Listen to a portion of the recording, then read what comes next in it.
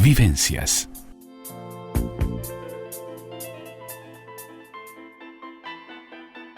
El todo y sus partes. La columna de Carmen Molinas Bonilla en Vivencias.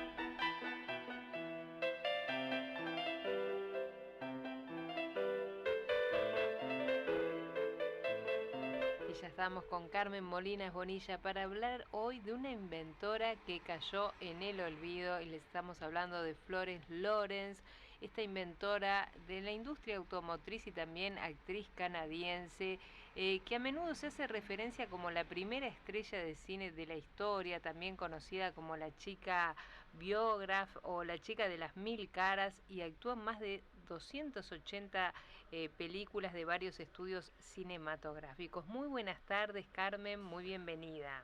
Buenas tardes, Andrea, buenas tardes a la audiencia, a tu equipo. Un gusto, como todos los miércoles. Como todos los miércoles. Qué lindo, como todos los miércoles también siempre nos traes un personaje a descubrir, a indagar, y esta mujer me parece maravillosa, esta actriz y también inventora, ¿no? Sí, porque yo siempre trato de rescatar, por supuesto hemos hablado también de hombres, sí, desde luego. E inclusive hasta de edificios, de islas, de todo, pero siempre damos vuelta y yo regreso a rescatar a la mujer en la historia, porque siempre la mujer pasó desapercibida. Y me parece muy bien, yo desde acá sabés que te apoyo, me parece bien, entre nosotras nos tenemos que apoyar, Carmencita, así que...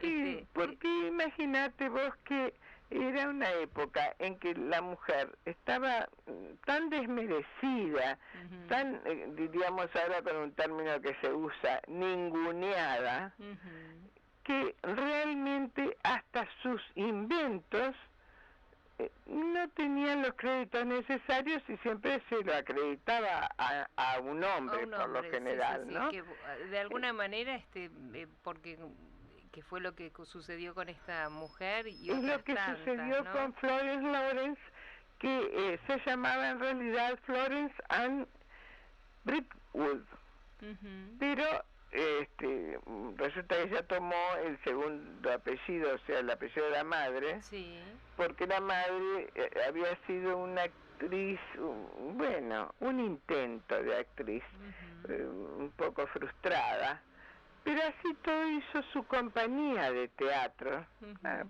de teatro de actores de vodevil que andaban por los pueblos, ¿no? El padre era un fabricante de carruajes, pero murió muy pronto, y claro, el padre se llamaba George Brentwood, y cuando su mamá quedó viuda, ahí sí se dedicó de lleno a ese teatro que andaba de pueblo en pueblo, y la llevaba ella. Realmente empezó en la actuación con 4 años. Hay quien dice que con solo 3 se subió por primera vez a un escenario. Bueno, no tuvo una vida fácil para nada, y yo creo que no voy a adelantar su cómo terminó, pero sí creo que esa vida que tuvo tan complicada desde el comienzo, se le fueron poniendo los obstáculos, ¿no? Sí. Así todo ella, en un momento dado, la madre se instala en un pueblo como para que ella termine sus estudios. Ella logra graduarse, ¿no? O sea, logra terminar la secundaria. Y por supuesto que además era una gran deportista y se dedicó mucho al patín y a la equitación. Eso la iba a ayudar posteriormente, lo que no se imaginó nunca. Porque, bueno, Kelly Brown, que escribió una biografía sobre ella, nos brinda unos datos que son bastante desconocidos. Ella con su madre llegaron a actuar en escenarios de su Canadá natal. Ella había nacido en Ontario, ¿no? En la provincia de Ontario, porque en realidad el pueblo se llamaba Hamilton, en Canadá. Y bueno, decidieron viajar a Broadway para probar suerte. Pero no tuvieron mucha suerte, esa es la verdad. pero hubo algo en lo que se destacaba Florence, como dijimos, como había hecho equitación, se destacaba como amazona. Entonces participó en una película de la compañía Edison, que era una compañía que en ese momento era muy conocida, luego tuvo poca vida la compañía, pero en ese momento era muy conocida, y actuó en películas sobre los pioneros del oeste. Aquellas películas del lejano oeste, imagínate que pasaban a caballo, por lo tanto sus dotes de amazona hicieron que ella actuara en una cantidad de películas. Ahora, realmente actuaba, pero de una manera paupérrima, porque a ella la contrataron no solamente como actriz, sino también como costurera, para hacer pequeñas reparaciones a la ropa que vestían, que era ropa de época, las actrices principales.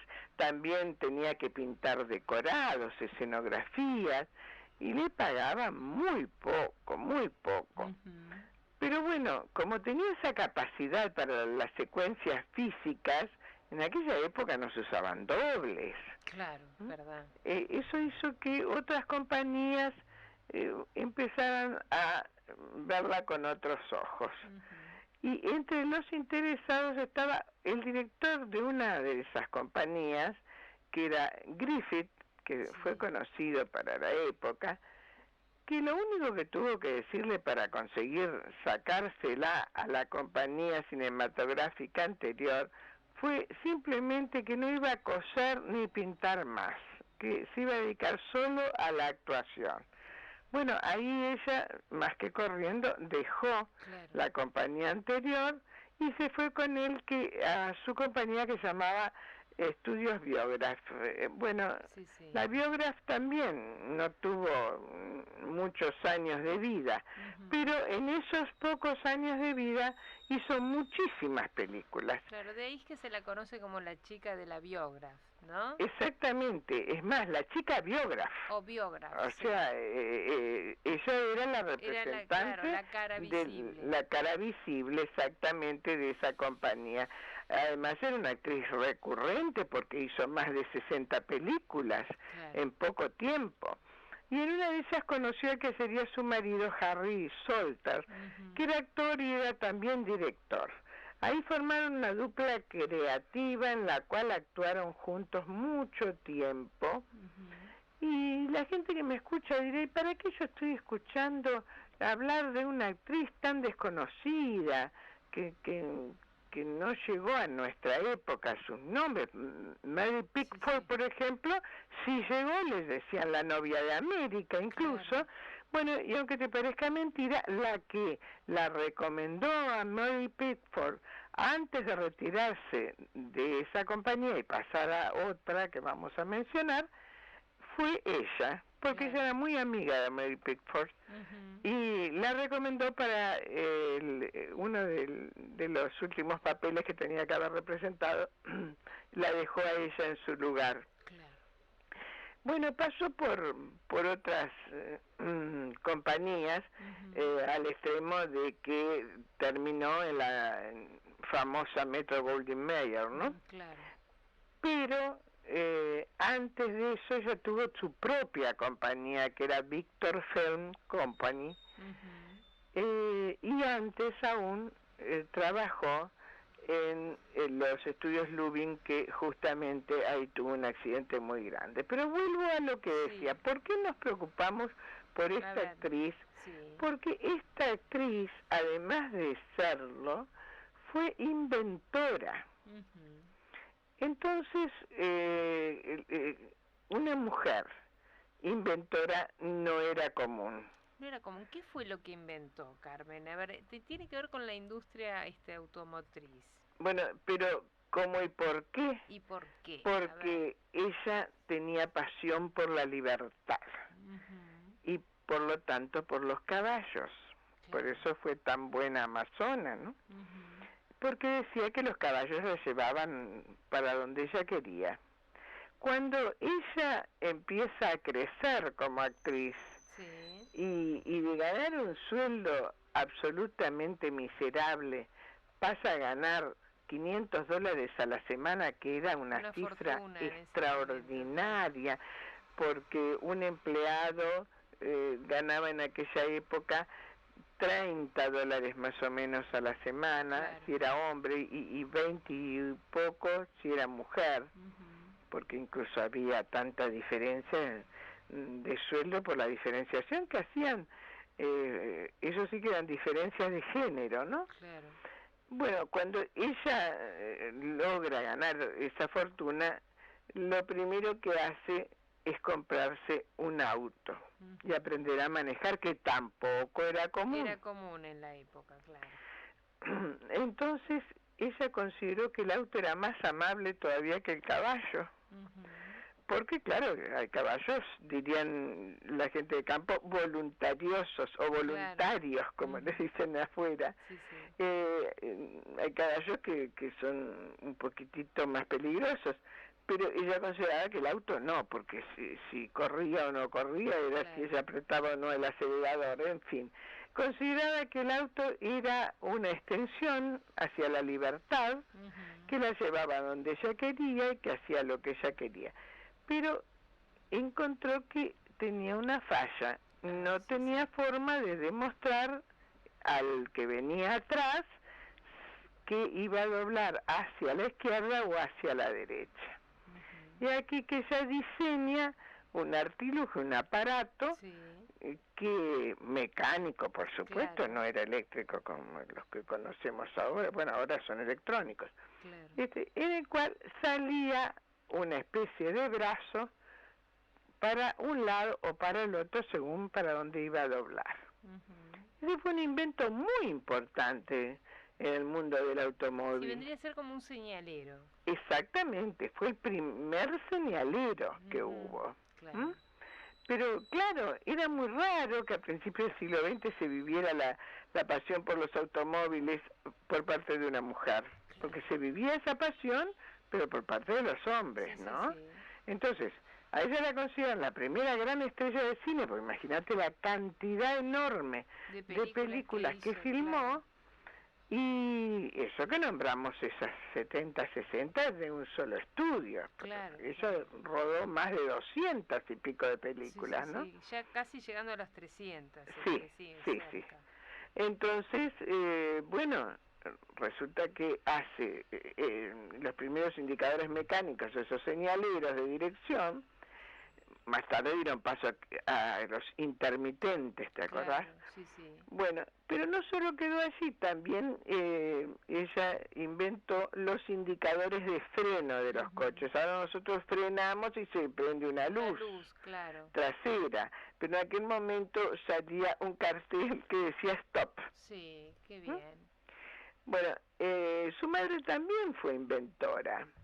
Y de la misma manera creo que tampoco la reconocieron sus inventos. ¿Qué había inventado la mamá? La mamá, que tampoco, como bien dices, la reconocieron su invento, inventó los limpiaparabrisas. Que eran unas mujeres increíbles. Sí, imagínate. Y además situémosla en la época, y también su madre no tenía los estudios de ella. Así que la verdad que fueron dos mujeres excepcionales, porque la madre además, que la acompañaba en todas sus aventuras artísticas, y que la inició, como dijimos, también actuaba como extra, como lo que fuera, pero actuaba en las películas de ella, no en todas, pero en muchas. Así que eran muy compañeras. Entonces encontramos con una mujer que ha sido tan olvidada y que ha hecho tantas películas y que además trabajaba, como decíamos, sin dobles, y que logró una carrera meteórica a partir, porque fue pionera en muchas cosas, y en esto que voy a decir también. Carl Laemmle que era un hombre que años después iba a cambiar el rumbo de la historia con la fundación de la historia cinematográfica, con la fundación de Universal Pictures, que hasta hoy existen los estudios Universal, ya no son lo que eran, pero existen para filmar películas para televisión hoy en día. Bueno, Carl Laemmle también tiene su historia fantástica, porque muchos años después iba a dejar el mundo del cine para rescatar a niños judíos de las garras del nazismo, ¿no? Claro. Es fantástico este hombre también, pero eso es otra historia. Pero este hombre tuvo una visión especial para descubrir talentos, y a la chica biógrafa se la lleva, y no solamente, sino que aparte a su esposo, que también creo que ya lo mencionamos, que lo conoció trabajando, hizo muchas películas con él. Bueno, el hecho es que este hombre tenía una habilidad absoluta, natural para el marketing. Ese marketing que hacen las estrellas hasta actualmente, provocar algún escándalo, cosas así, para que la gente le llame la atención y vuelva sus ojos a esa actriz y no hacia otra. ¿Y qué se le ocurrió? A ver, Carmen. Entonces él lanza por supuesto que era un rumor y que era mentira, pero lo hace con toda intención. Ella él saca de la manga el primer truco publicitario de ese tiempo, que era muy falto de escrúpulos, lógico, pero fue sencillo y efectivo. Fingió que ella había muerto. Ah, terrible. Sí, tremendo, pero la cuestión dio resultados. Que claro, la gente la recordaba mucho porque actuó en tantas películas, a pesar de que al principio no conseguía ni siquiera que su nombre figurara, porque en esa época no se usaba pasar los créditos de la película como ahora, uno lee quién es el director hasta quién es el sonidista, y por supuesto mucho más los actores principales. En esa época por eso también le decían la chica biógrafa. Claro. Porque no sabían el nombre. Entonces él empezó a difundir la noticia y los medios empezaron a repartir por todos lados que había muerto la chica biógrafa. Ahí sí empezó a ponerle nombre, Florence Lawrence, y los admiradores comenzaron a tejer distintas historias, cómo había muerto, cómo no había muerto, y a llorar por ella. Cuando pasó muy poco tiempo, ya hay un anuncio de prensa, todo pergeñado por este hombre, que transforma la congoja, la tristeza en alegría. Y había sido todo un malentendido. Él dijo que era una maledicencia de envidiosos enemigos de la empresa, y la cuestión es que bajo el epígrafe de destapamos una mentira, tremendo titular, bueno, en todos los diarios salió que la amada actriz Florence Lawrence no solo estaba viva, sino que rodaba varias películas con su compañía. Entonces, Miss Lawrence está viva, Miss Lawrence está viva, se hizo eco en todos los titulares. Y bueno, y no era por algo estrictamente cinematográfico, sino por un rumor.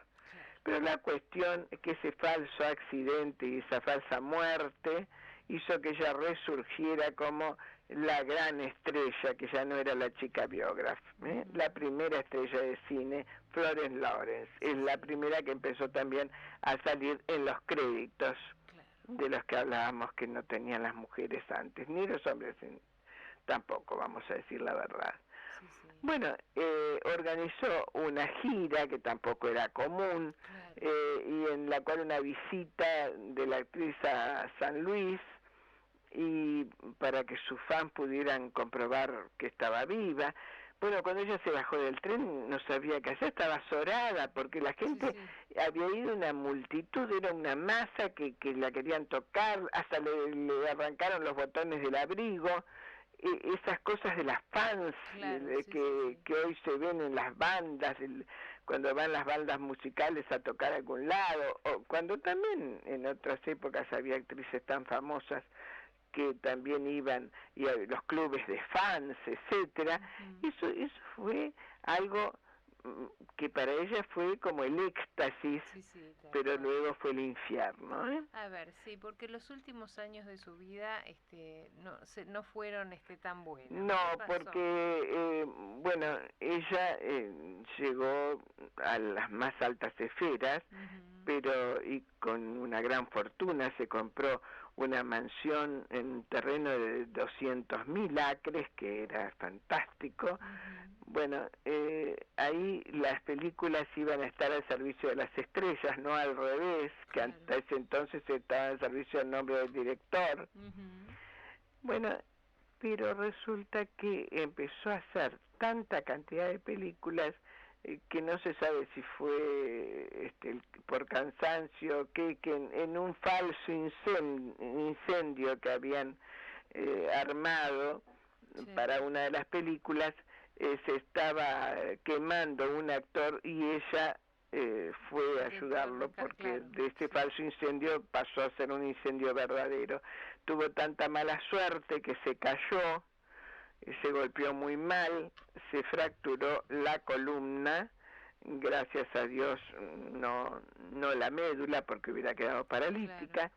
Y bueno, el hecho es que ella ahí tiene que dejar la carrera prácticamente porque pasa mucho tiempo en cama, además se quemó todo el cabello, el cuero cabelludo, así que hasta que se pudo recuperar y volver a los films pasó bastante tiempo.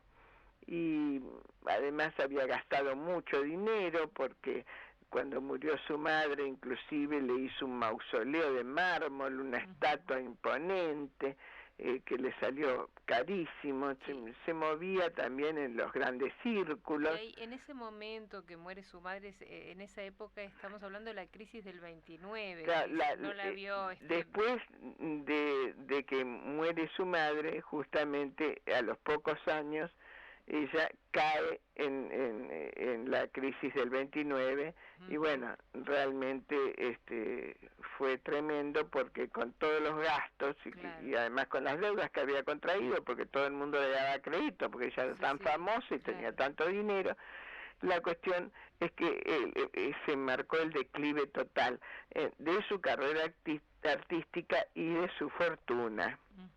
Entonces, a lo largo de los años después, de los años 30, apenas consiguió trabajos de actriz de reparto. Además la aquejó una enfermedad muy rara, la osteomielofibrosis, y entró en una depresión.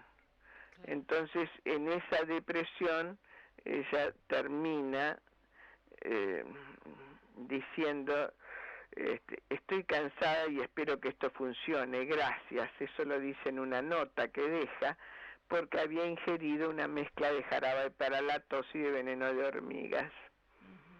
Antes se había casado 2 veces más, aviso, y había formado una compañía de cosméticos. O sea, ella era muy emprendedora, pero ya no pudo soportar más la situación y la depresión que tenía y los enormes dolores que solo calmaba con morfina.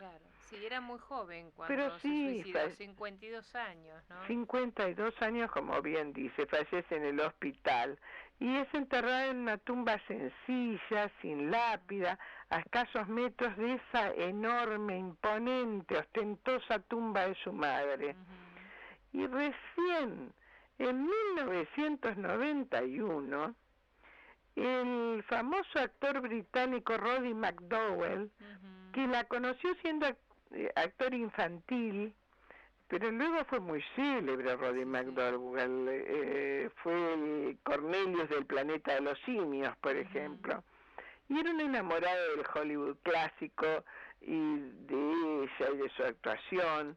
Entonces compró anónimamente e hizo colocar una placa que decía: la la chica biógrafa, la primera estrella de cine, porque la verdad fue la primera estrella, y fue la inventora que tendría que haber sido famosa, y nada que ver, porque ni ella ni su madre patentaron nunca sus inventos.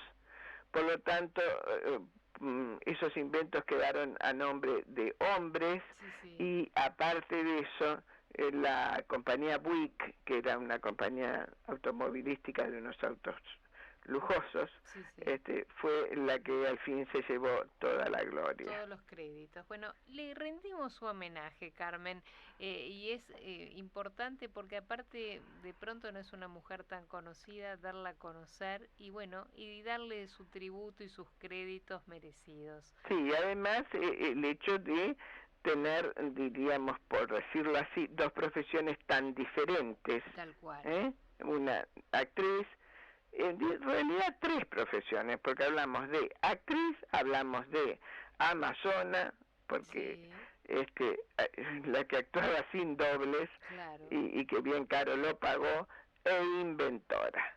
No es poca cosa. No. Carmencita, muchísimas gracias como todos los miércoles. Nos reencontramos el próximo miércoles. Te mando un beso muy grande y muchas gracias. Bueno, lo mismo para ti, ¿verdad? Vivencias.